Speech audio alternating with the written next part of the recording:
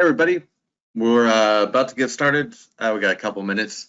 Looks like I see. Hey, there's Heath, got Luke, and Michael here. So we're probably just waiting for Eric to come back.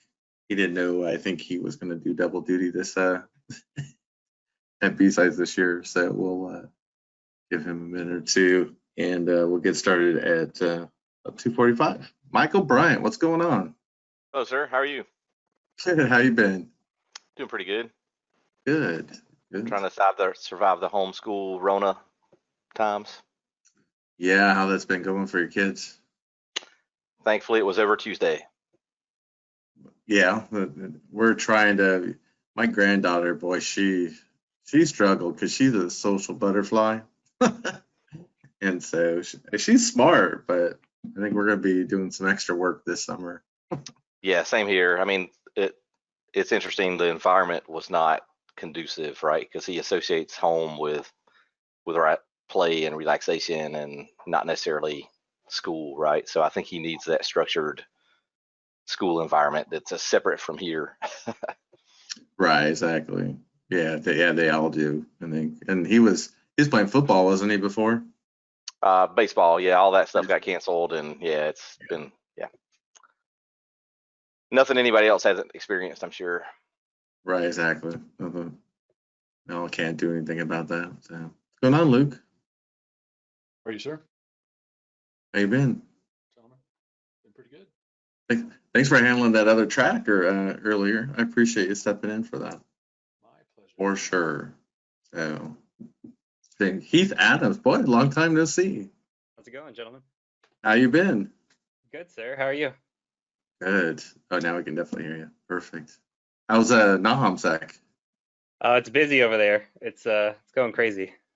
Yeah, I bet. I was looking at Tom Nom Nom's word list slides when he posted those up. So yeah, there's some good talks going on.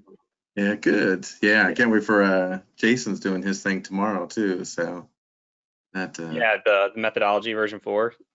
Yeah, I remember when he did the first one. Yeah, super hyped. So I'm ready for that too. Yeah, so it'll be very cool. Yeah, so we were mentioning that earlier. So I'm so glad we had quite a few folks show up for B-Sides today. So it's awesome. A few folks flipping back and forth. So good. Glad everything's going well over there. So for sure. I don't see Eric, but we'll go ahead and. Yeah, he's joining. He said he's getting connected up, so he should be here. Very cool. All right. And then we got about 45, 50 minutes. So I'm really excited for those of you that weren't at B-Sides last year. We did the Pentester Firing Squad. The year before that was our first year, and Michael actually talked, and poor guy was up there by himself, and he just got hammered by questions left and right. And then the idea was instead of putting him up by himself in front of the firing squad, that I would actually bring a couple folks together to answer questions and talk about what we do as penetration testers, and a little bit of how we see the industry and how we see our clients and some of the things that they do well and some of the things that maybe they don't do so well. So that was a big part of kind of how the firing squad evolved after that first year. So I was really excited that we got everybody from the group last year to come back. So it was actually the same group. I can still see everybody sitting on the stage. So it was sad we couldn't do it in person this year, but that it worked out. So I think I'm going to go back as I see us in the stage. So we're going to go around real quickly and want you to let everybody know who you are and kind of what's going on in your world and what's changed over the last year since we talked to you. So I'm going to go left to right from the old stage day. So Luke, you want to go first? My name is Luke Kapustka. I'm a penetration tester with Verizon these days, same as last year. So Mike, you sent us a list of questions. I'm just going to go down that list as you sent them, unless you want us to do intros and then you want to circle back around for the other questions. Yeah, we're going to do one of those one at a time. So let's just do intros and then we'll kind of cycle through everybody and then come back. Okay. I think that's it for me. All right, I appreciate that. I think Heath, that makes you next. Boy, lots changed for you in the last year and a half, hasn't it? Yeah, it's been a crazy year. So my name's Heath Adams. I also go by the Cyber Mentor online, and I'm a pen tester and I guess cybersecurity instructor on YouTube and Udemy. And yeah, last year's been crazy growth, and started my own pen testing company, everything else. So it's been going really well. That's awesome. Yeah. Glad you made it back for sure. Thank you. And then Michael? Yeah, so I'm Michael Bryant. I am with SecureWorks. I'm one of the managers of our adversary group. So we do all of the offensive related activities for SecureWorks, red teaming, purple teaming, wireless, all that good stuff. I think you guys heard from Eric earlier today with him and Matt Orm. They both work with me. Yeah, and it's outside of the Rona, business is still business for us. I mean, it hasn't really changed much. Everybody's still getting hacked and wants to be hacked. So only more so, it seems. So yes.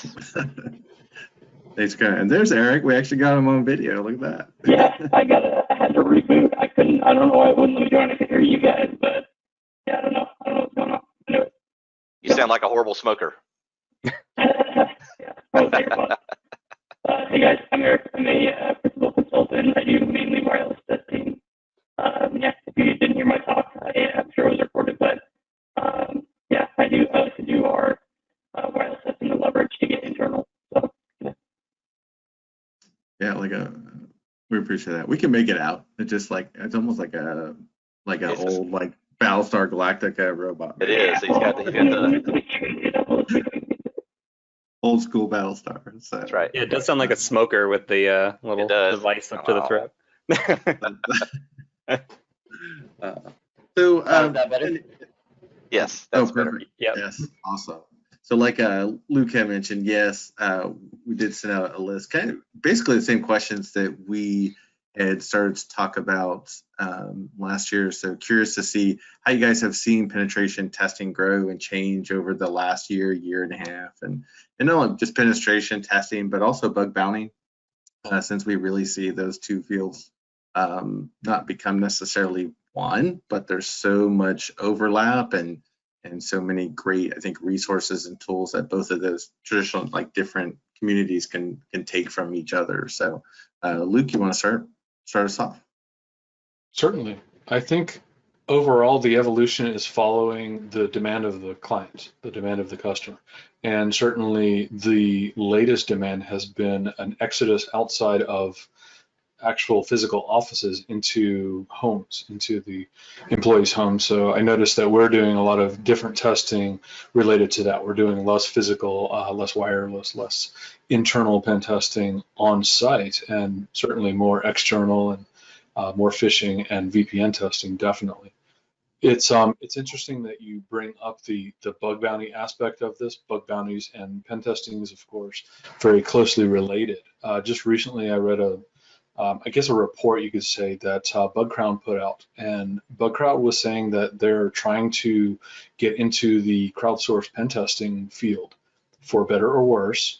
It may have some interesting implications for our field, and I'm not saying that it's a bad thing. I'm also not saying it's a good thing, but I definitely encourage them to at least try. So there's some slow shifts in the field, I think. Overall, I believe the theme of embracing change is necessary. It's a necessary mindset in our field. Yeah, we definitely don't have a choice about embracing change these days, do we? So absolutely. And coming from a company that we shifted 20,000 employees pretty much overnight to work from home, it definitely was an interesting exercise. But I can imagine what you see across your different clients and how that has definitely changed. So, all right, thanks for. Well, but you, Heath, what do you think? Yeah, so spot on a lot of that, because ever since Corona's hit, I think that it's only been externals and web apps and cloud-based assessments that we've been doing. I haven't had a single internal since Corona's hit.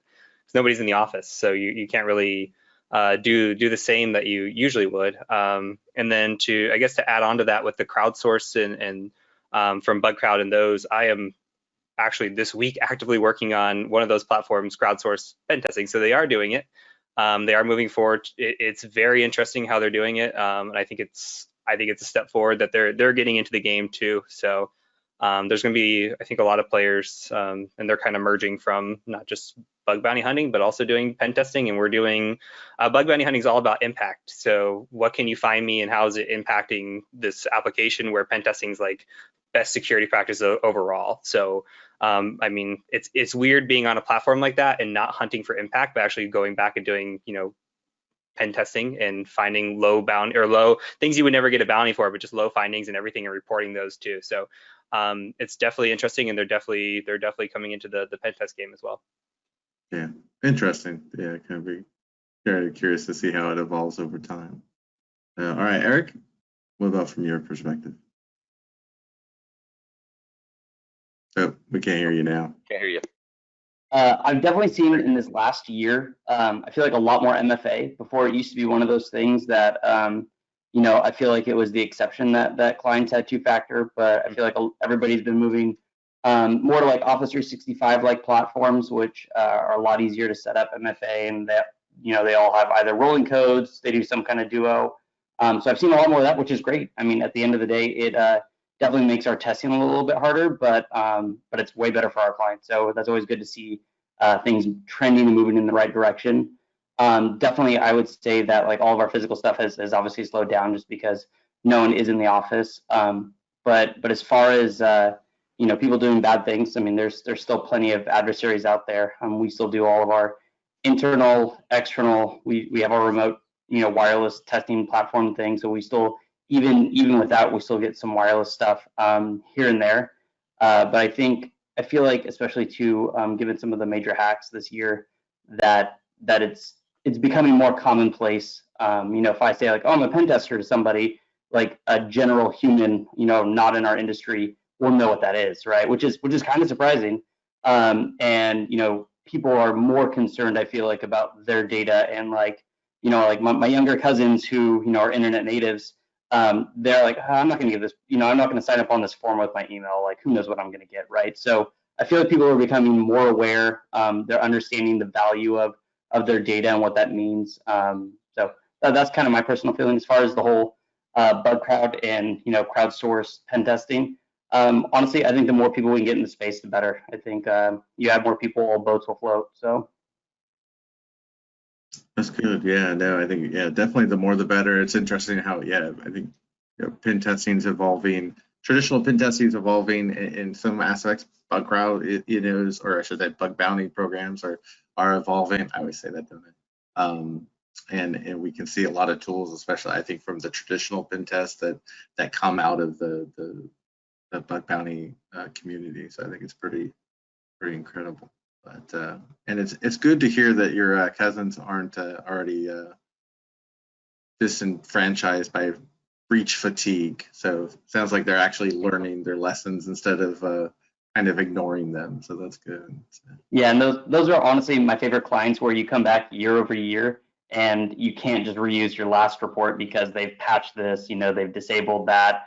Password policies get harder, and so those are my favorite ones where they're making meaningful impact, and they're using your report and your findings to actually like incrementally check things off. And definitely some findings are not easy for them to patch, but just actually watching people care a lot more. I like it. It actually puts meaning into our jobs.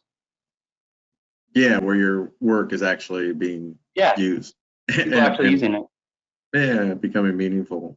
Since you mentioned it, what issues in having remediation and some things that are difficult to fix, what are some of the difficult issues that you see your customers having? I mean, I personally see a lot of people just have, SMB remote desktop open on devices that they don't need it on. Like, it doesn't need to be on a ton of different services and devices, and it's on by default. I see a lot of, SMB v1 still out there. A lot of just internal Windows things, LMNR, NetBIOS, all of that stuff's still enabled, even though, it's not really needed, or it can be configured around. Those are some of those legacy things that just honestly makes my job as a pen tester a lot easier. Without them, things would be a lot more difficult. As far as wireless goes, I still see a lot of people using WPA2 PSK, or people using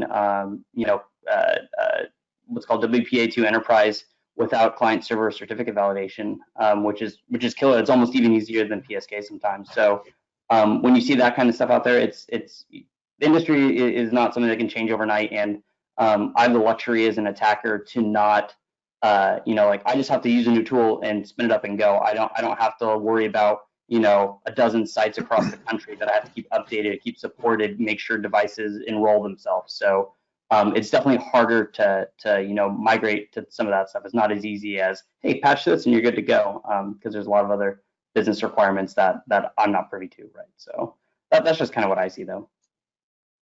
Yeah, and I appreciate. I had a couple follow-up questions, but I'll save those and we'll circle back. So, all right. And Michael, what's been how have things changed from your perspective over the last year or so? Well, to echo everybody else, obviously we're seeing a lot of, everybody went from going to the office to all of a sudden working from home. I mean, I've been fortunate in that in my role, I've been remote working for 14 years, and a lot of these organizations are, overnight had to figure out how to support remote work, and not all of them were necessarily educated or architecting their things enough to secure what they were rolling out, right? So what we've seen a lot of is, again, even companies rolling out multi-factor en masse, it's not being necessarily rolled out in an effective format. I mean, we rolled out a kind of a scaled down external penetration test that just targeted like remote access points, whether that be VPN or Citrix or remote desktop, whatever, right? Whatever lets you in remotely. And a lot of those clients had multi-factor in place, and yet we still were able to compromise their perimeters. If you're listening to this and you're using push notifications on your multi-factor, then you're doing it wrong, because we will just annoy your users until they accept us into the environment. So we're seeing a lot of that. And traditional pen testing, we're still seeing. I mean, I'm surprised that a lot of clients are still, we're doing some of those internal testing. We've always, I mean, we're kind of ahead of the curve a little bit, because we, at least in our organization, we've been doing remote internal penetration testing and internal wireless testing for years at this point. So we've kind of been ahead of the curve there. Now, we did run into the point where clients, everybody left the office, so there was nobody there to actually provide us an attack surface, which kind of was a challenge. But I think even Eric, with wireless, we still can attack your wireless even if there's people there, right? So we're still doing some of those. And from our, for clients who are a little more on the higher level maturity scale, we're starting to see more of those collaborative engagements where it's more of a, I hate to use the term, but purple team, right? We're doing more purple team activities where we're working closely with their defenders to just make them better at what they're doing, right? So as opposed to just going in and giving them a report of, here's all the bad things that you have going on, good luck fixing them, we're actually working with them, and then they fix something, and then we turn around and maybe we'll run the same things over and over again until they get better detecting those and responding to them. Is there one of those kind of purple team tactics or exercises that would seem to benefit most of your clients? We've been approaching that for more of a instead of a point in time type engagement, more of a continuous type engagement, right? And I think that's where the real benefit comes from. So instead of, okay, we're going to do this one thing for you this month, and maybe we'll see you next year. Hopefully, you get better, and when you fix it, we're doing month over month exercises with those clients to where they're getting to practice on a regular basis. I mean, I often, attribute it to, we don't get a lot of practice in our field, right? If we're practicing, it's because the house is burning down around us. It's not a good learning environment. So those type of activities allow those organizations to kind of get some reps with their own tools and with their own network and their own environment, and to understand, where they need to look and what tools, what they need to tweak in order to see if an attacker is actually coming after them. Yeah. Okay. Yeah, no, that's interesting. When you do go back, if you're doing kind of that month to month for the customers, how many hours are you doing each month? Just out of curiosity. It's really dependent on the client, right? So, it's how much can they consume? Because obviously they're still having to keep their ship afloat and deal with their day-to-day activities. A lot of times we'll run a scenario a month, and that may be, you know, anywhere from 10 to 20 hours worth of activity on our part for them to go and detect, right? Sure. That makes sense. I was just thinking, yeah, I mean, I think most of the shops I'm familiar with, you know, they're might have a 40, maybe 80-hour pen test that's done, you know, once a year, and it might take them 6 months to 9 months to even fix those. So I was thinking, if you're coming in every month, that they probably don't even have time to fix all the issues before you're already back at the next, you know, the 3-4 weeks later for the next round. Yeah, it's really more about the tooling, right? Because it's less about like fix these inherent issues in your network and more about the detection piece, right? So what can you tweak on your tool to see an attack as it's happening, or where do you lack visibility? Now that obviously requires a little more remediation time if you just don't have the tool in place, right? So that's a little harder to fix, but typically the turnaround time with the feedback is a lot quicker, so they're able to actually respond and be, you know, we weren't able to see this particular attack, we can tweak our tools and now see it, so then we can quickly turn around and redo that same exercise, and they can validate whether or not they're still, you know, did that fix work, or do they need to do something additional in order to find out something's going on. So it's a little less about, you know, let's fix all the things within the network and more about, do we see all the stuff happening? That's good. It sounds like it makes some real change and does move behind just the fix XYZ and we're done until next pen test. Yeah. Awesome. I appreciate it. Okay. Yeah, I definitely appreciate that. Just a reminder too, for the folks that are listening in, because I know we got quite a few folks, do me a favor. And if you have questions for the panel, don't forget, this is really why we put the panel together, is put them in Discord and let us know, because this is your opportunity to ask these guys anything and everything you've ever wanted to know about pen testing, and whether it's about getting into the industry, you know, working as a pen tester, different types of tools or tactics, and that's why we're here. So definitely throw those questions in the chat channel. So one of the other questions that we wanted to talk about is, you know, over the last year, and I actually took really a couple great things out of the last panel that I took back to the office, you know, and, you know, added, you know, from a red team perspective, and then also from a defensive blue perspective. But what are some of the things that you see your clients that are doing right, and what are some of your clients, what are some of the things that your clients should be doing a better job at that they're not necessarily right now? So Luke, you want to start us off? It's interesting you bring that up, because I think you just answered it. You took back something that you learned from the panel and you applied it to your daily business. And that's something that a lot of businesses, I think, don't do for whatever internal bureaucratic or political reasons, which it tends to be that. They don't quite digest the report, or maybe that's not getting to the right people, or something is not executed correctly, something is forgotten, whatever. Maybe the pen test was originally just a checkbox, an exercise in making sure that it was done because it was for PCI or something, and then they just move on and not really focus on the overall report. There's a lot of value there that I think a lot of people are missing, a lot of people inside businesses. What other companies are doing really well, I think, are becoming more interactive with us. Now, you had mentioned a red team, blue team, purple team. I believe Michael said that. And I like that. I like having that dialogue, that conversation. And in fact, I have a remote internal coming up in a couple of weeks that I've been told the client is like that. They want some feedback. They want a conversation every day. I've been in some engagements where I'm just walking into their office in the morning. I do my work. I might see the point of contact once or twice a week. They don't really find it necessary to hear from me during the week. They don't ask for it.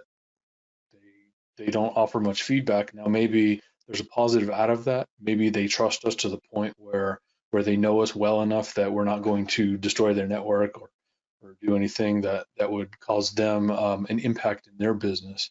So the trust level is good. But I like the the more interactive feel. And that's one thing that I'm going to miss about a lot of the on-site and internals, because I like to talk to the customers and I like to understand how they feel, what their risks are, and what they're worried about, what's keeping them up at night, so I can help sort of mold the report best to their needs rather than what I think they need. Yeah, I know. I have one power supply. Plug that in. Got to plug that in. Like go. So things. And one of the things that stuck out, I remember from the last panel last year, was you had mentioned just clients not looking at separating domain admins from server admins. And that was one thing. I was like, oh, you know what? That's something that we don't do, and especially having a outside party that manages the vast majority of our network infrastructure. Going back and doing that exercise, getting that cleaned up, really, I think, helped strengthen our posture from that perspective, and help from a detection perspective as well. So, awesome. All right, thanks. Heath, what do you think about some of the positives and negatives you're seeing across customers today? Yeah, so I'll kind of repeat what Eric said on the MFA front. We're seeing a ton more MFA. I mean, it's just impressive to even I've had a couple startups that I've tested lately, and I mean, they have MFA. One had MFA on literally even changing an action. So if you had to go change your address or anything, MFA across the board. So just super impressive that people are starting to think about security. And another point that he made, I had an electrician come out a week ago, and he was talking to me. He said, yeah, what do you do? And I usually do my spiel yeah, I'm an ethical hacker. It means this, and he's just stopped me. He's like, yeah, I know who that is. One of my other clients is one of those. So yeah, I think the community, just people as a whole, are becoming more aware of what we do, and cybersecurity, and just it's becoming more important. So that's a good thing. The bad thing, I'm going to go outside the box here a little bit, is I still see clients kind of treat us like the enemy when we're trying to be on your side. So that's the one thing, is we're here when we do a pen test, we're here to help you improve. We're here to get better ourselves, and we're here just overall to make sure you have the best security. We're not here to point fingers. We're not here to take you down. We're not trying to get you fired. We're trying to make you better, make you understand, and make you as secure as possible. So if you're watching this, you're having a pen test done, we are your friend. We're not your enemy. We are absolutely trying to help you succeed as best as we can. No, that's very true. We had a great conversation the other day in the pen test workshop that we did through BSides Greenville, and one of the questions was, and I made the comment that I hate auditors, and then it was like, well, no, we don't hate auditors. I have some friends that are auditors. But we do hate that adversarial tone that can happen between us as defenders and auditors, or pen testers and defenders. So it's especially I've been in over the years some pretty ugly meetings when we have, especially 4 or 5 years ago, most pen testers seem to be much more technically savvy, but have poor soft skills. And so the communication was lacking, where we even had we had an executive even hang up on a final findings call because he just wasn't feeling the vibe, let's say, of the pen tester that was doing the neener, I got domain admin access on your network and you suck. And that's not what I don't think any of us want to be portrayed as. So definitely appreciate that. So thank you. So Eric. Yeah, so Heath and Luke hit the nails all on the head. The point comes across that, we are, our team is called the adversarial group, right? And really, you're hiring us not to be an adversary for you, but to think like an adversary on your network. And I think my personal goal is for all of our clients is to take somebody who's, maybe up in an office, or, a typically stuffy client that to Luke's credit, he said maybe they see you a couple times a week, to try and change them over. So I'm if you need anything at all, you have me for a week, 2 weeks, a month, utilize me. If you have any questions, it doesn't just have to be, with specifically this finding. It could be about, just overarching architecture. It could be about, why I use this tool over this tool. You can literally watch everything that I do. And I try and take them from somebody who's not really that engaged to I want them to text me. I want them, to have an inside joke with them. I want to develop that rapport, because at the end of the day, they're paying a ton of money to have a pen test done. And the more, back and forth, the more communication we have, first of all, you negate any possible miscommunications. If your client is comfortable enough with you to send you like a GIF, like you're solid. Like at that point, there's not going to be a miscommunication, and you can be open and honest about findings that you have. Lather, rinse, repeat on something during the pen test. So I think just building that rapport, I've seen that a lot more, that people view this as less of like, oh my gosh, you're going to get me fired. You want to get me fired, and like, yeah, like let's roll. I'm interested to see what's happening. So there's definitely that. Yeah, Heath and Luke said it perfectly. I mean, that's pretty much it. I completely agree. Yeah, no, I really like that idea, because I do pen testing. I hire pen testers, for floor, and I've been doing this for 20 years at this point, and I've seen some really good pen testers, and I've seen some really, really, really bad ones. And I think just by you describing how you work with your clients is amazing, and we just don't see that type of interaction typically. Those soft skills and just that caring about your customer, and I think everybody on this panel does. That's something that makes a top tier pen tester. It's not necessarily the technical skills or getting domain admin in 5 minutes or less. It's really how you work with and care for the customer. Yeah, definitely. And keeping in mind, like you said, they're paying a lot of money, so make sure they get their money's worth, and you help them secure their environment. And we use these companies too. Like we test I tested my mortgage company, right? Like there's so many companies that like we test that I like see like in the mall walking around. Like I go to these places, like these places have my data. So at the end of the day, it's not just a vacuum of like some random company that like I'm not involved with at all. Like I use these products, these people, these companies, like I want them to be secure because my data is there, and I want my parents' information, my grandparents' information to be secure. Like at the end of the day, like if you help them, it'll all come back around in some weird karmic way, right? So I don't know. That's how I see it. Maybe it's a little fluffy, but no, I don't think so at all. I don't think anybody does. No, that makes sense. Yeah, it's interesting. Yeah, like when you get to work with your customers, or I had actually just done a pen test prior to going to floor against one of our biggest competitors.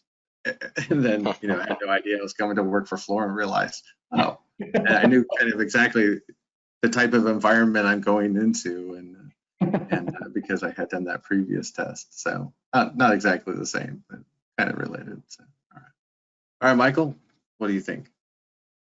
Yeah, so I don't know. I see clients doing more proactive stuff with regards to testing and security in general, right? I mean, I feel like a lot of organizations were just, to Luke's point, just trying to check that box like a few years ago, right? They got compliance issues. Somebody's forcing them to go get a pen test, and so they reluctantly go do it.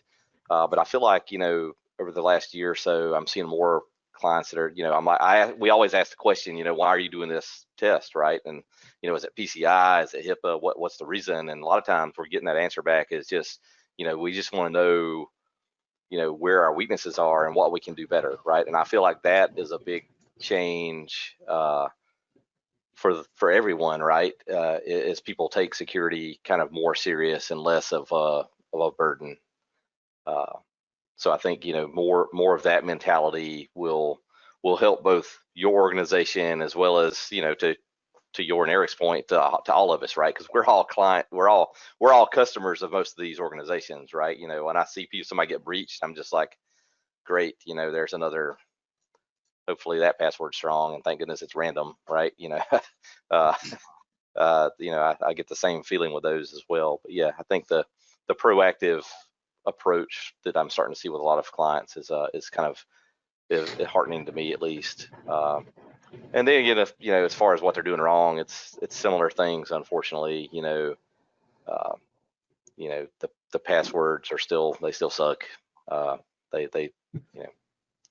We still get in with whatever, I guess it's summer 2020 now. So, we still get in with that password. So someone at your organization is still using that password.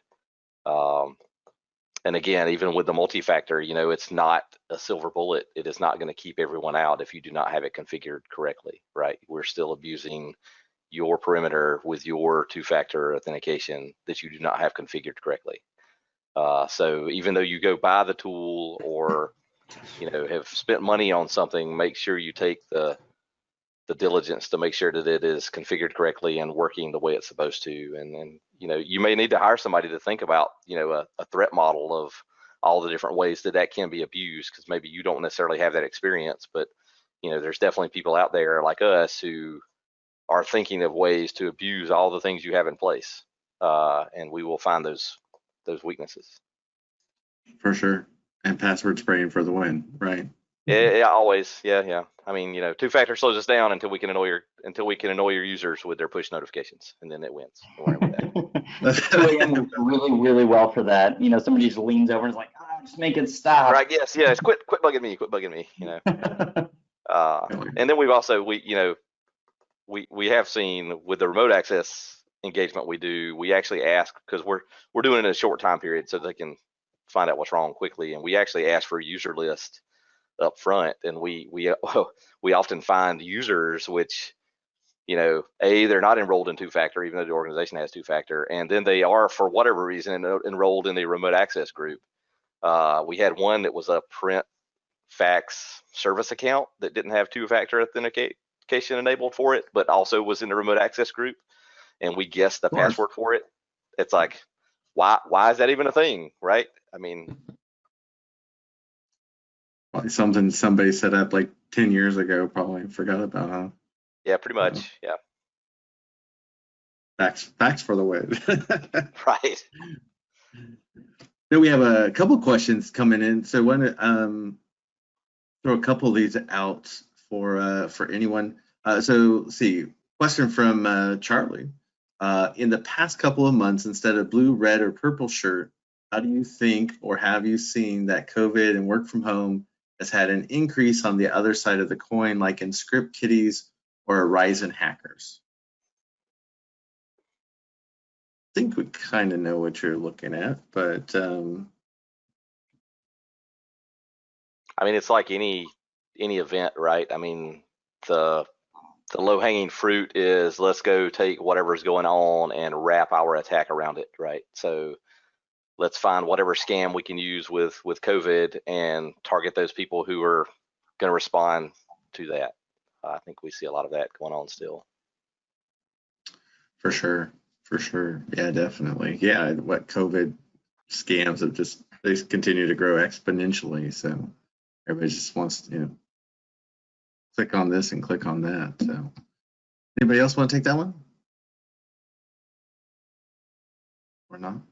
All right, another one, and I think this was kind of one of the other questions that we had wanted to talk to. But for guys, for someone who's new in the pen testing industry, how can he or she approach a company and talk about his service as a pen tester? So is this like somebody who is trying to sell themselves as a pen tester to a company? Is that the? Yeah, that's what. So probably somebody, and maybe they're more junior, maybe don't have a lot of experience under their belt. What would you suggest, and how they actually start getting some work as a pen tester?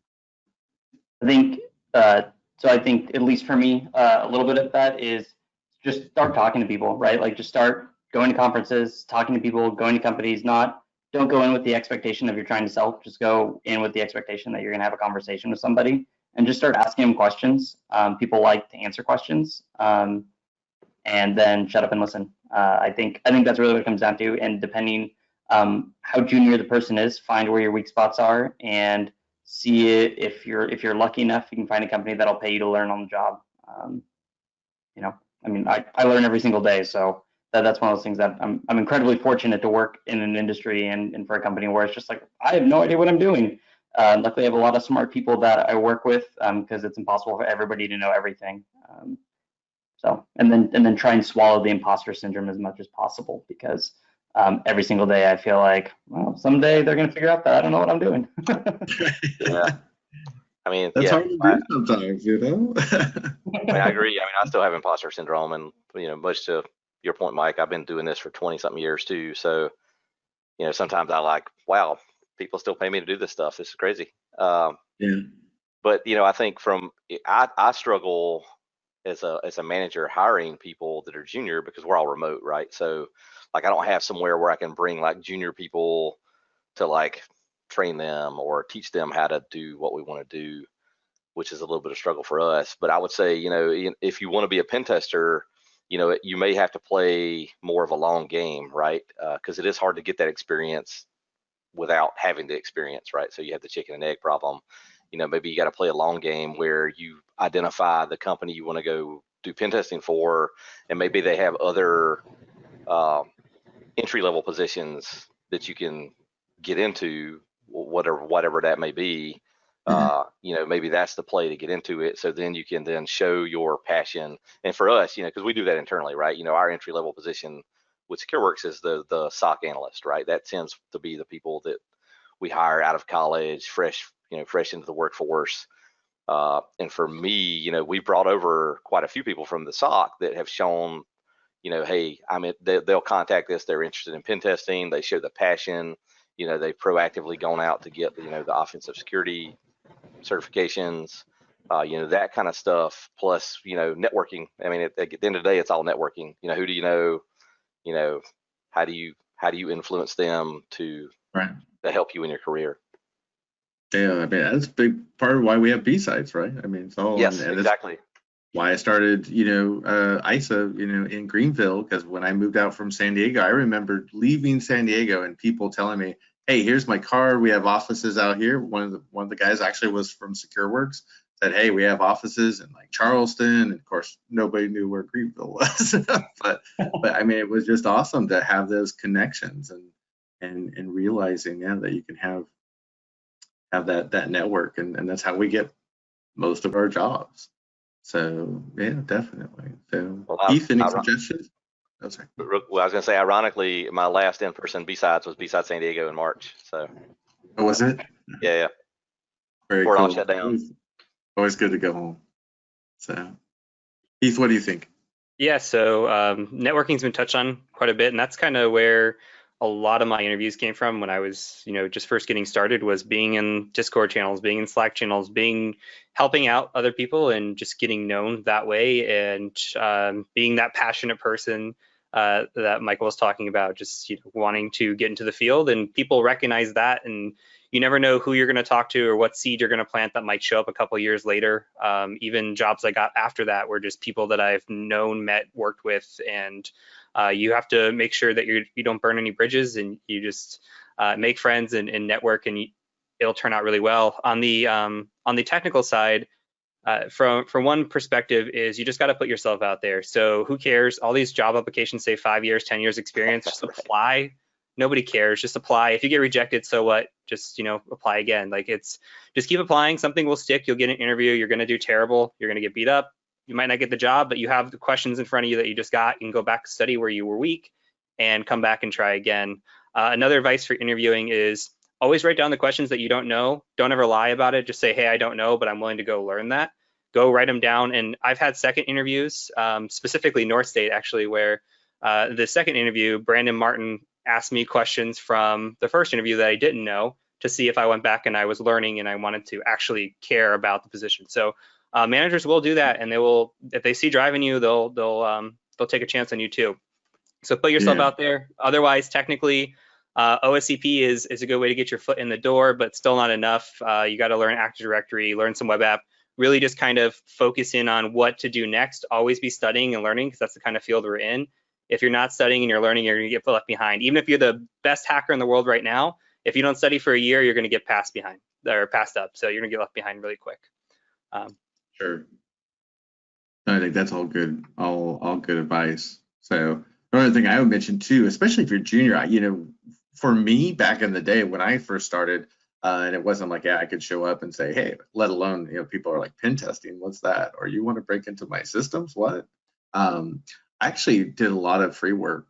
I volunteered my services, you know, and just to get that experience, and was able, and I know I have some students currently going through class that that's what they've been doing, and you're gaining that experience. If anything, might not be making any money, but it's not about the dollars today, but what's possible in the future. So just a thought there. So I know, Heath, you mentioned the OSCP, of course. So that's probably, and it sounds like, I mean, would everybody agree, kind of what you're alluding to? That's almost like these days, you have to have the OSCP to get a full-time gig as a pen tester.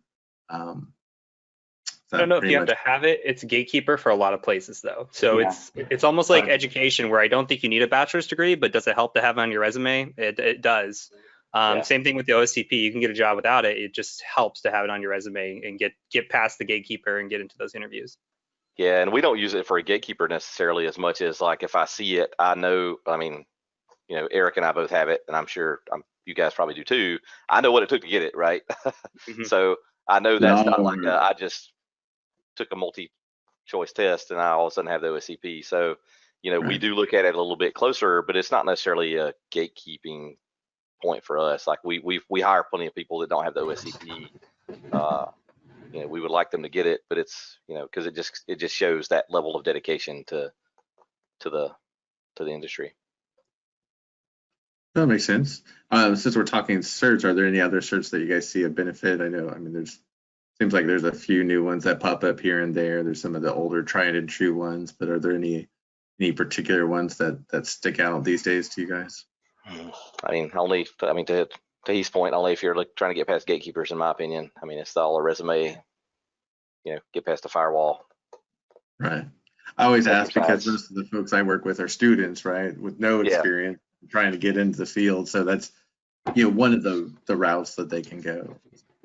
I think one of the things that would be super helpful is, and I tell everybody who wants to get started in pen testing to do this, but if you're interested in it, start a blog, start documenting it at the beginning, and then basically document your entire progression from, normal Joe to pro.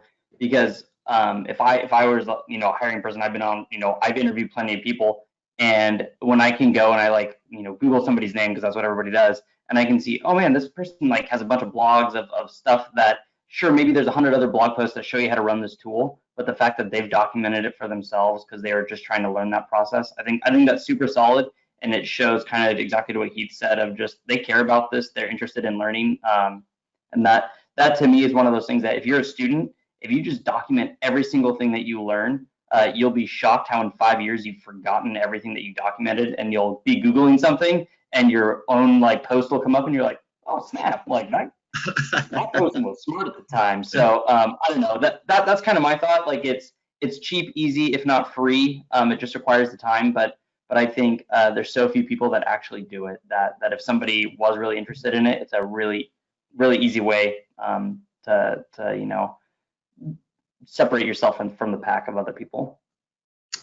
Yeah, no, I could definitely understand. And you think about, if anything, at the end or down the road, you have this body of work that you can demonstrate to not only your knowledge, but putting yourself out there. And that definitely goes a long way to helping get you hired as well. So appreciate that. We probably only have time for another, maybe one or two questions before we wrap up. And then maybe if you guys have time, if you can jump into the Discord channel and chat with folks.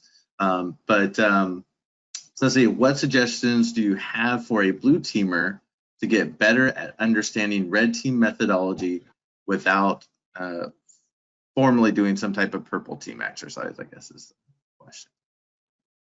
So what can defenders do to better understand red team or the attacker methodology? Yeah, I mean, I think there's tons of courses out there. Cheap, you could do as cheap as Udemy. You can do the OSCP just to get that mindset. I see a lot of blue teamers do certifications just to understand what the red teamers are thinking and how to defend against them. So if you don't have the opportunity at work to work in a purple team engagement, I mean, Google's your best friend. So just start looking up the methodologies and how a pen tester acts. And there's tons and tons and tons of material out there, from as cheap as free up to certification level. Yeah, definitely. No, and since you bring it up, Heath has actually a couple of great courses on Udemy. I am in the OSCP one, or the general pen test course, and I actually did the Windows Priv Desk course. I had a lot of fun with it. So There's Thank a you. lot Appreciate of that. material out there. Yeah, no, I thought you did an excellent job. I appreciate you putting that together. It was a lot of fun. So yeah, there's so much out there, but definitely can't say enough about Heath stuff. So highly recommended. So anybody else?